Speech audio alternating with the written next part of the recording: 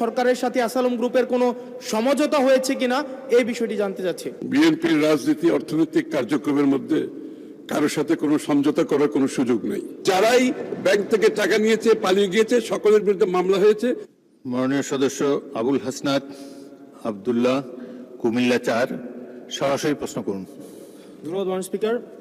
মাননীয় স্পিকার, মাননীয় অর্থমন্ত্রীর কাছে আমার প্রশ্ন হচ্ছে, ইসলামী ব্যাংক বাংলাদেশ লিমিটেড টোটাল 92,115 কোটি টাকা ঋণের ধারক এবং এই 92,115 কোটি টাকার মধ্যে আসালম গ্রুপ একাই 80,000 কোটি টাকা হচ্ছে ঋণ খেলাপি।